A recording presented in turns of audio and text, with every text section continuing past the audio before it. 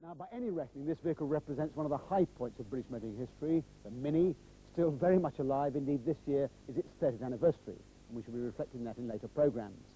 This is a particularly famous example of the breed, borrowed from the Sister Museum, the Heritage Trust at Syon Park, because this car won the 1964 Monte Carlo Rally, driven by Paddy Hopkirk. Just the start, really, of a long and illustrious sporting career.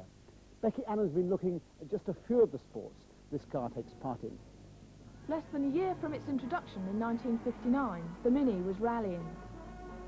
The works team was led by the meticulous Stuart Turner, and there was no holding them back. With a wheel stuck out at each corner and front-wheel drive, it carved its way through the snow and ice, ahead of its rear-drive rivals. Larger cars like the Citroën were quashed by the more compact Mini, with its incredible manoeuvrability. In the world's oldest and toughest rally, the Monte Carlo, the Mini beat them all in 1964, 65 and 67. Sir Alec Issigonis, the Mini's designer, couldn't have dreamt of such successes. He'd put a wheel at each corner to get optimum passenger space, and the new front-wheel drive system kept the engine out the way. The original, which cost £500, produced a measly 37 horsepower. To celebrate BMC's golden years in the mid-60s, when these little cars storm around the track beating everything in sight, Austin Rover has produced a beautiful and nostalgic limited edition. Painted in the original racing trim with a white roof and chrome bumpers, you can choose between flame red or British racing green. And for just under £5,000, these little cars really get you in the mood for racing. Spectators at saloon car events in the 60s were astonished when they first saw the Mini racing. The low centre of gravity and nimble road holding made up for the tiny engine, and the car could easily keep up with the huge 5-litre American Fords. And what better way to retire an old rally car than Rallycross? With its lightweight and corner-hugging capabilities, the Mini was a natural and did well in competition, though not always. Which he does not do! Keith Rippin, real trouble! The car flies apart!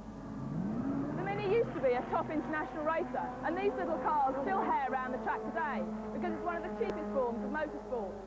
All you do, buy a car, join the club, take a medical, get your licence, register for the race, get scrutineered, and off you go.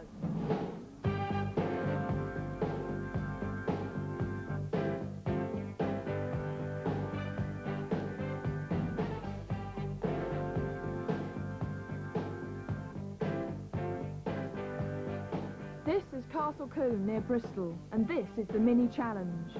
It's designed to give everyone a chance to race on a track. So what's it like out there?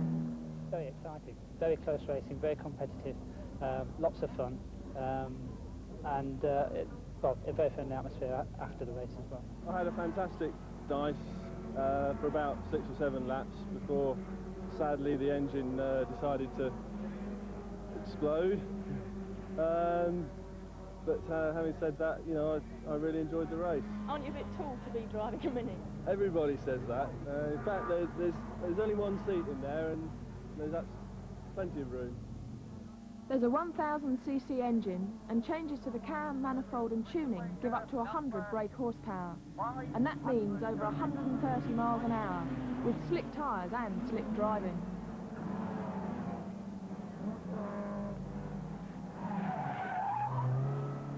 One sport where Minis have always been competitive, and still are, is auto testing. That's racing against the clock and between the bollards. Thousands of cars compete in clubs across the country, and the Mini's still a favourite. But there are some modifications. Bodies are lightened and strengthened, and the suspension stiffened. Speed and accuracy are what it's all about. The Mini is no longer truly competitive in Rallycross, but it has its own version, Minicross.